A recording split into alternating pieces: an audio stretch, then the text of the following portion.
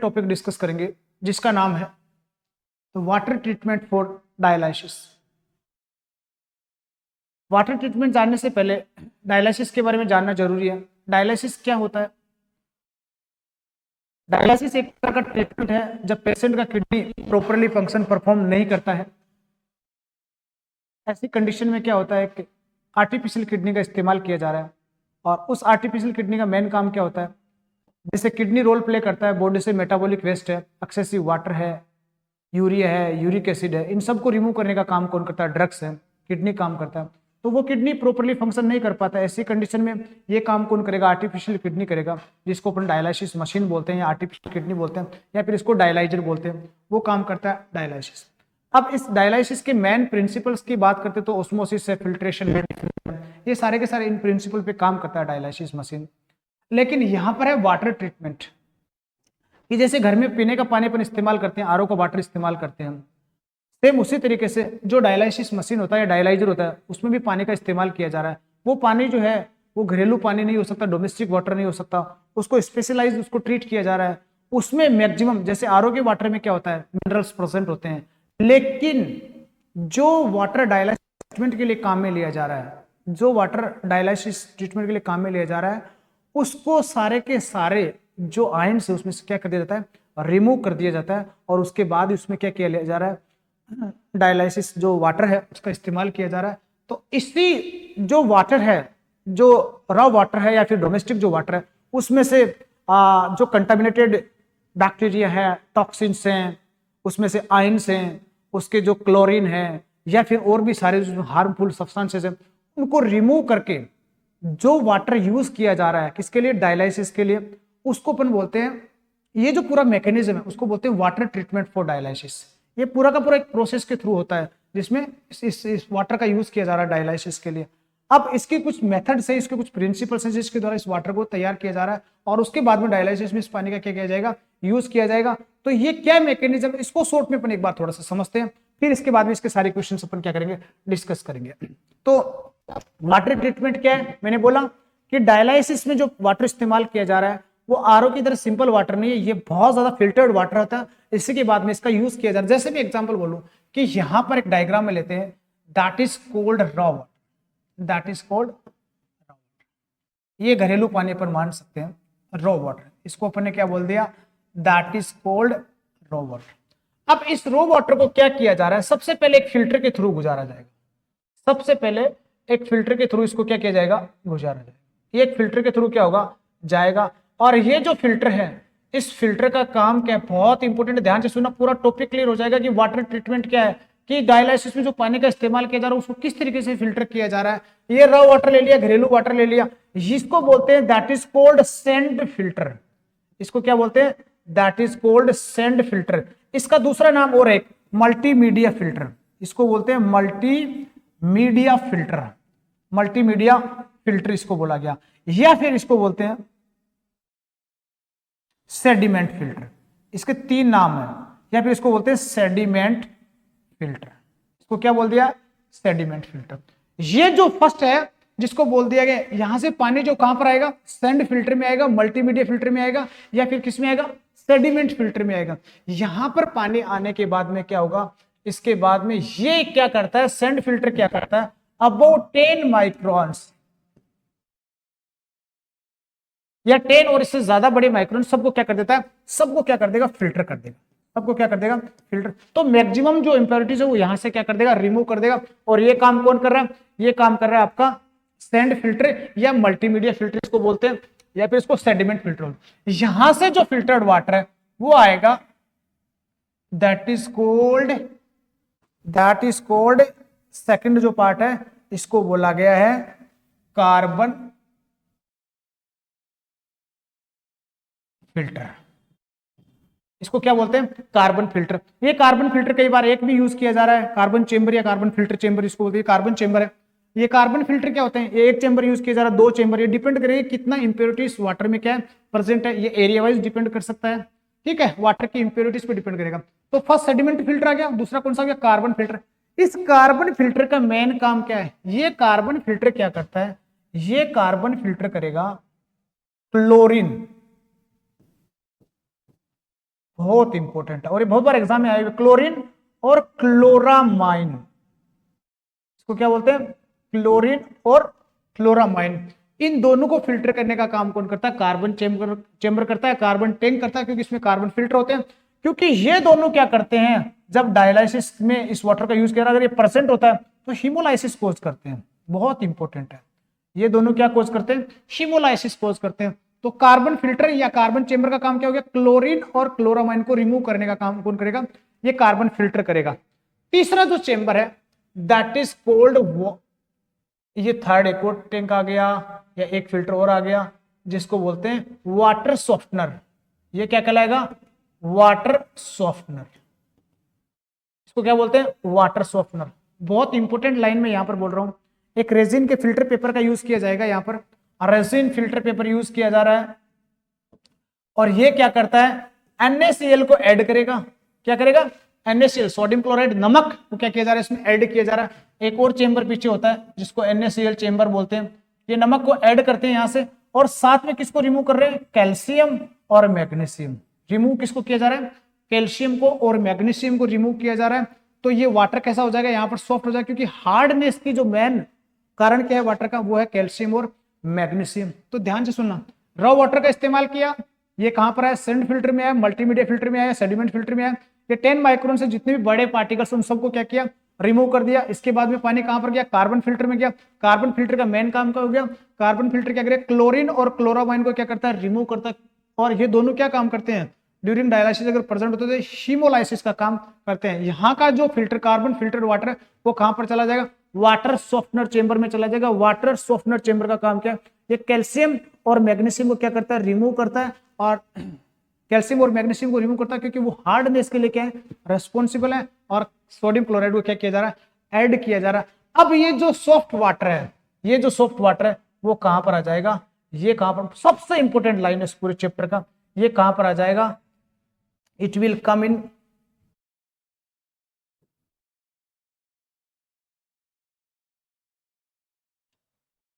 ये आएगा आपका, इसको माइक्रो फिल्टर बोलते हैं, इसको बोला गया है माइक्रो फिल्टर बोला गया है, या इसका एक दूसरा नाम है उसको अपन बोलते हैं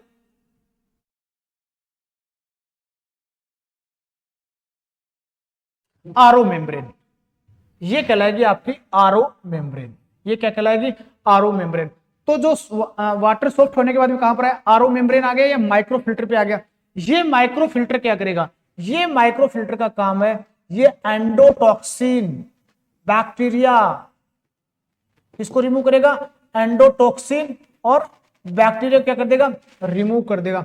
तो ये जो आरओ मेम्ब्रेन है, यही मेन प्रिंसिपल है किसका, वाटर ट्रीटमेंट का।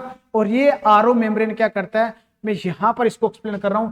इस आरओ मेम्ब्रेन का मैं एक डायग्राम आपको बता रहा हूं। जैसे यहां पर ये मेम्ब्रेन प्रेजेंट हो गई, ये मेम्ब्रेन यहां प्रेजेंट हुआ, ये मेम्ब्रेन यहां पर प्रेजेंट है, और इस मेम्ब्रेन में देखो यहां पर कुछ इंपॉर्टेंट सब्सटेंस है जो रेड कलर से मैं इंडिकेट कर रहा हूं। यहां पर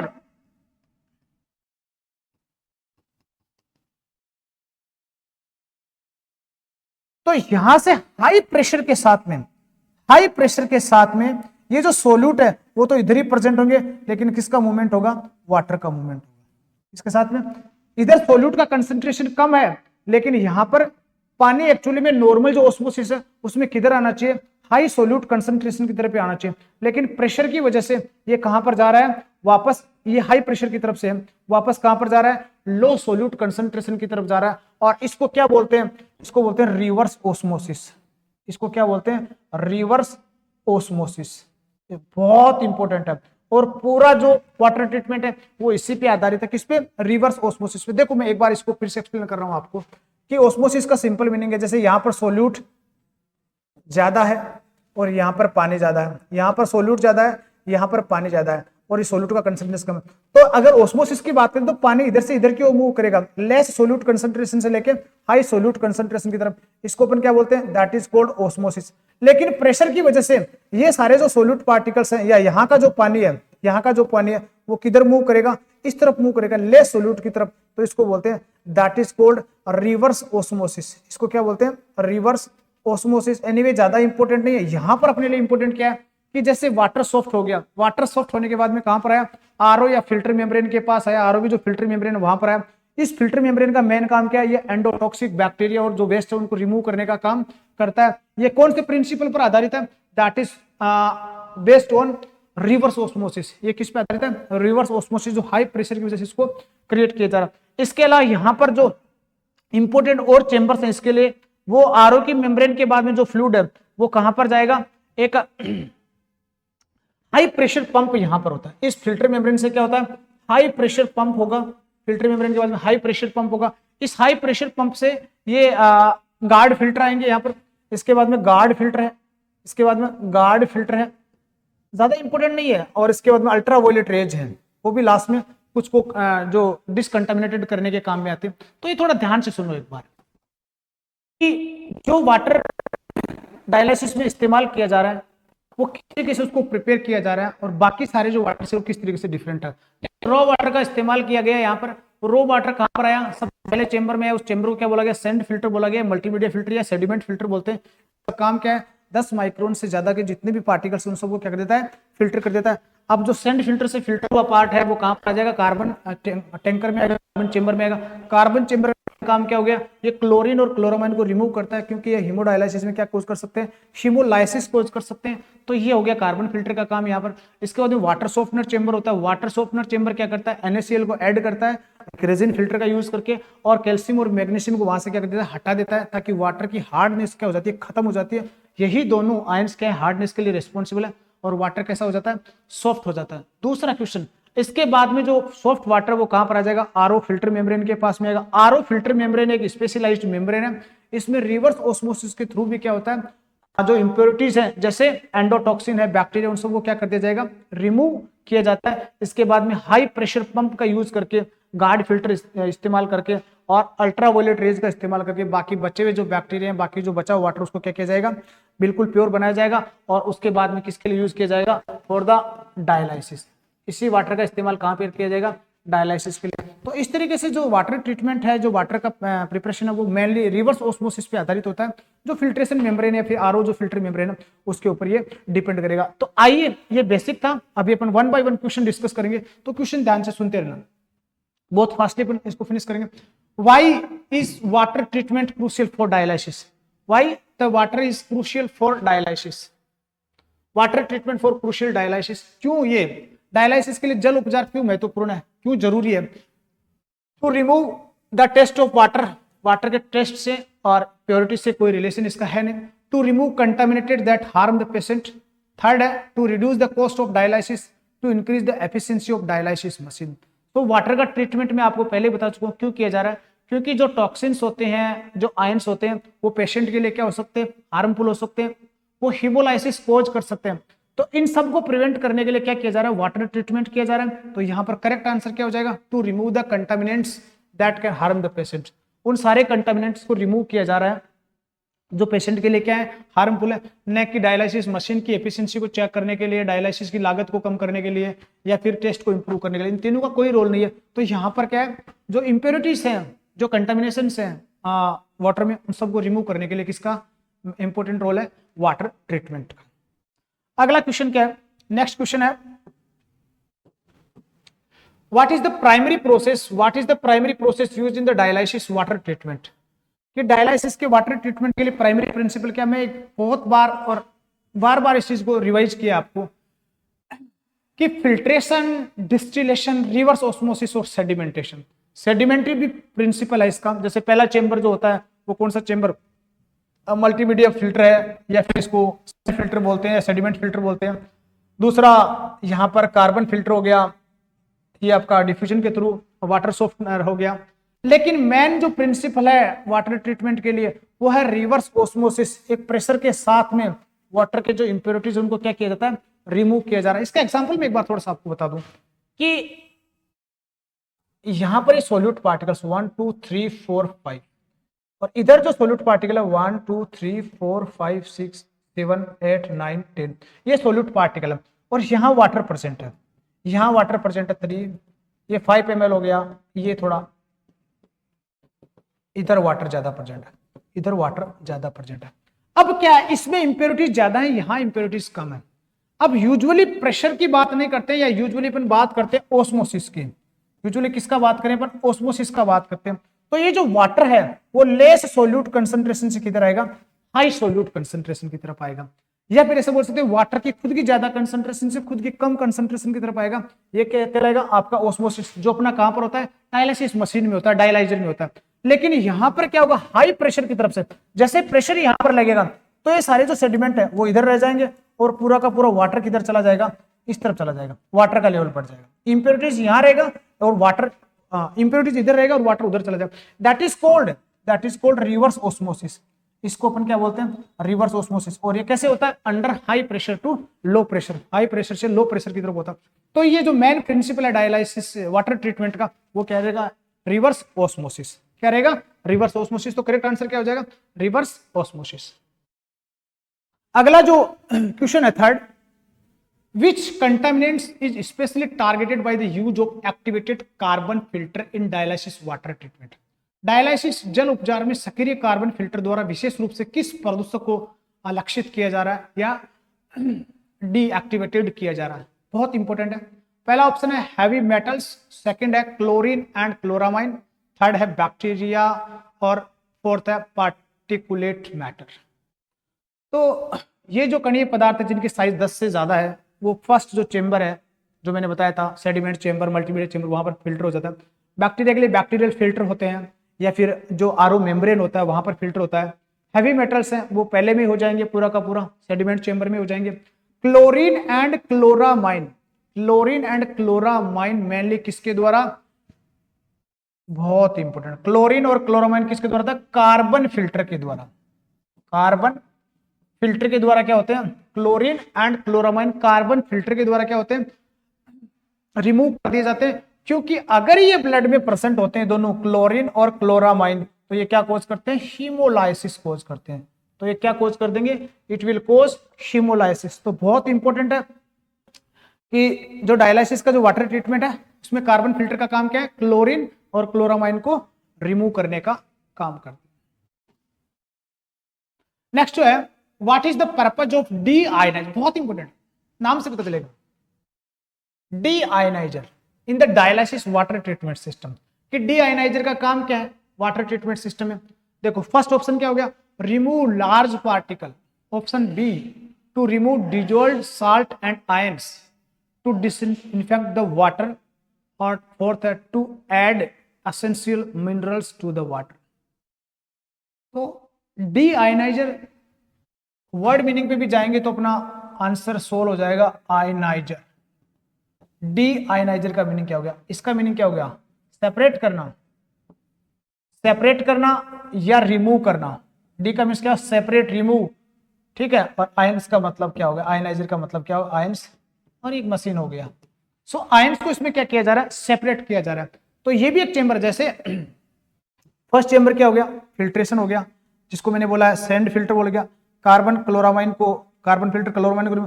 थर्ड क्या हो गया, थर्ड है आपका ये डी आयनाइजर है, थर्ड डी आयनाइजर है। यहां पर कैल्शियम और मैग्नीशियम को क्या किया जा रहा है, रिमूव किया जा रहा है। तो आयंस को रिमूव किया जा रहा है, साल्ट और आयन को रिमूव किया जा रहा है, इसको बोलते हैं डी आयनाइजर। तो ऑप्शन फर्स्ट, लार्ज पार्टिकल्स 9 उसको फिल्टर हो जाएंगे, डिजोल्व साल्ट एंड आयंस, जो आयंस और साल्ट को रिमूव करना क्या कहलाएगा, डी आयनाइजेशन कहलाएगा। तो ये वाटर ट्रीटमेंट में इसका इस्तेमाल किया जाता है। तो second answer is the correct answer. Which parameter is regularly monitor to ensure the safety of dialysis water, बहुत इंपॉर्टेंट है। Which parameter is regularly monitor to ensure the safety of dialysis water, dialysis के पानी की सुरक्षा सुनिश्चित करने के लिए कौन कौन से पैरामीटर नियमित रूप से मॉनिटर किए जाना चाहिए, पीएच का लेवल, टर्बिडिटी, कंडक्टिविटी और टेम्परेचर। देखो सेफ्टी के लिए टेम्परेचर है, स्पेशली टर्बिडिटी भी है, पीएच लेवल भी है, सब चेक किया जा रहा है। कंडक्टिविटी अगर वाटर ट्रीटमेंट की बात करते हैं, वाटर अगर ट्रीटमेंट की बात करते हैं, वाटर ट्रीटमेंट की अपन बात करें तो यहां पर इसलिए रिमूव किया जा रहा है क्योंकि पहला जो फिल्टर है वो सैंड फिल्टर है, पहला जो फिल्टर है चेंबर उसको सैंड फिल्टर बोलते हैं, या दूसरा उसका नाम क्या हो गया, that is called multimedia filter, उसको क्या बोलते हैं, मल्टीमीडिया फिल्टर बोलते हैं, या फिर उसको सेडिमेंट फिल्टर बोलते हैं। ये लार्ज पार्टिकल्स को रिमूव कर देते हैं, वो कौन से हैं, एल्यूमिनियम हो गया, कॉपर हो गया, कोबाल्ट हो गया, कॉपर, कोबाल्ट, इन सब ये क्या करते हैं, वाटर की कंडक्टिविटी को क्या करते हैं, इंक्रीज करते हैं। इलेक्ट्रिसिटी कंडक्टिविटी को क्या करते हैं, इंक्रीज करते हैं। तो इनको रिमूव होना बहुत जरूरी है। पेशेंट की सेफ्टी के बेस पे अपन क्या देखते हैं, तो इसको हमेशा मॉनिटर करते रहना चाहिए। अगर कंडक्टिविटी ज्यादा है तो हो सकता है उसमें ये वाले जो कंडक्टिव पार्टिकल्स हैं वो प्रेजेंट हो, तो यहां पर इसको रेगुलरली चेक करना चाहिए, क्योंकि पेशेंट की सेफ्टी के लिए बहुत ज्यादा यूजफुल है। Why is microbiological testing important in dialysis water treatment? Patient की नाम से पता चल रहा है, माइक्रोबायोलॉजिकल टेस्टिंग क्यों करते हैं? बैक्टीरिया को चेक करने के लिए, तो बैक्टीरियल कंटामिनेशन है उसको चेक करने का, तो नाम से पता चल रहा है। यहाँ पर वर्ड मीनिंग से पूरा क्वेश्चन सोल्व हो रहा है। To check the presence of heavy metals, क्यों माइक्रोबायोलॉजिकल हेवी मेटल्स कभी चेक नहीं करेगा। टू मेजर द पीएच, ये भी पीएच को देखने के लिए, पीएच स्केल अलग होता है। To verify, to detect the bacterial contamination, bacteria के कंटामिनेशन को चेक करने के लिए, बैक्टीरिया की प्रेजेंस को चेक करने के लिए किसका यूज करते हैं, माइक्रोबायोलॉजिकल टेस्टिंग की। कोई बैक्टीरिया प्रेजेंट नहीं है, वैसे लास्ट तक अल्ट्रावायलेट फिल्टर है, आरओ मेम्ब्रेन है, ये सब के सब बैक्टीरिया क्या कर देते हैं, रिमूव कर देते हैं, डिस्ट्रॉय कर देते हैं। उसके बाद में वाटर का यूज किया जाता है। To verify water hardness, water की हार्डनेस माइक्रोबायोलॉजिकल टेस्टिंग से नहीं की जाती है। तो यहाँ पर करेक्ट आंसर क्या हो जाएगा, to detect the bacterial contamination, bacteria के कंटामिनेशन के लिए तो माइक्रोबायोलॉजिकल टेस्टिंग किया जा रहा है। अगला जो इंपॉर्टेंट क्वेश्चन है, what is the role of the ultra filter in the dialysis water treatment?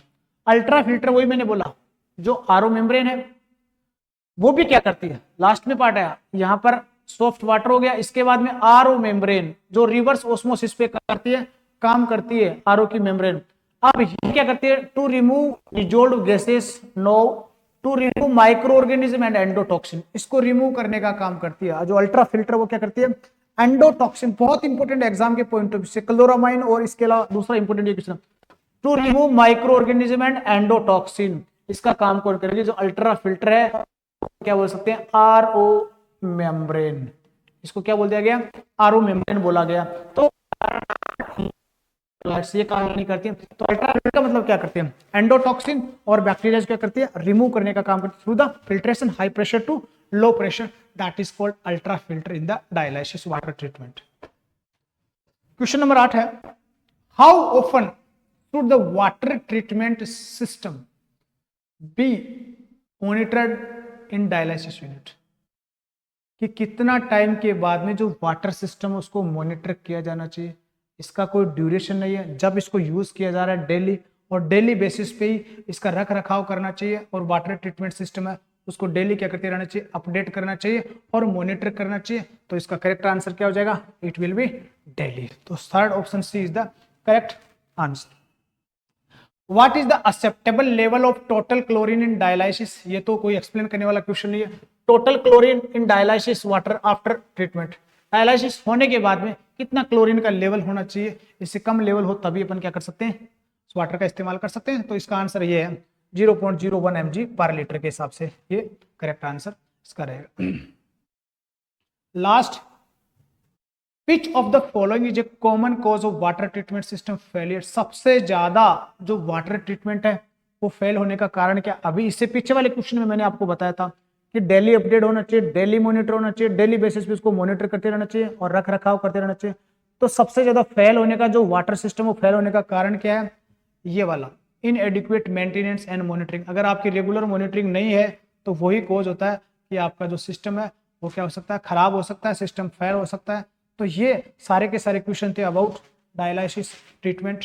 Thank you very much. एक बार फिर से मैं इसको थोड़ा सा शॉर्टली समरी कर रहा हूँ कि वाटर ट्रीटमेंट का सिंपल मीनिंग है कि जो वाटर डायलिसिस के लिए इस्तेमाल होता है उसमें बहुत सारी इम्प्योरिटीज होती हैं, उन सबको रिमूव करने के लिए कुछ डिफरेंट चैम्बर्स का इस्तेमाल किया जा रहा है, तब जाके लास्ट में सारी इम्प्योरिटीज और टॉक्सिन्स वेस्ट सब हटने के बाद में उसको इस्तेमाल किया जा रहा है। तो इसके कुछ ट्रीटमेंट में प्री ट्रीटमेंट है, पोस्ट ट्रीटमेंट है या प्राइमरी ट्रीटमेंट है। लेकिन यहाँ पर मैं इंपॉर्टेंट लाइन्स दो बोलना चाहूँ कि सबसे पहले रॉ वाटर आ गया, इसके बाद में सेडिमेंट फिल्टर या मल्टीमीडिया फिल्टर है जो 10 माइक्रोन से ज़्यादा के सारे पार्टिकल्स को रिमूव करता है। इसके बाद में कार्बन फिल्टर है वो क्लोरीन और क्लोरामाइन को क्या करता है, रिमूव करने का काम करता है। इसके बाद में सॉफ्टनर है, उसमें कैल्शियम और मैग्नीशियम को रिमूव करने का काम करता है। उसके बाद में आरओ की मेम्ब्रेन आ जाती है जो रिवर्स ऑस्मोसिस पे काम करती है, एंडोटॉक्सिन और बैक्टीरिया को रिमूव करने का काम करती है, जिसको अल्ट्रा फिल्ट्रेशन भी बोलते हैं। इसके अलावा प्रेशर पंप के थ्रू बाद में गार्ड फिल्टर भी होता है, उसके बाद अल्ट्रा वायलेट रेज भी होती है जो और ज्यादा प्योरिटीज को बढ़ा देती है। और उसके बाद में वाटर का क्या किया जा रहा है, डायलिसिस के लिए इस्तेमाल किया जा रहा है, और डायलाइजर में इसको क्या किया जा रहा है, इंस्टॉल किया जा रहा है। तो मैं आशा करता हूँ कि पूरा टॉपिक आपको समझ में आएगा। Thank you very much.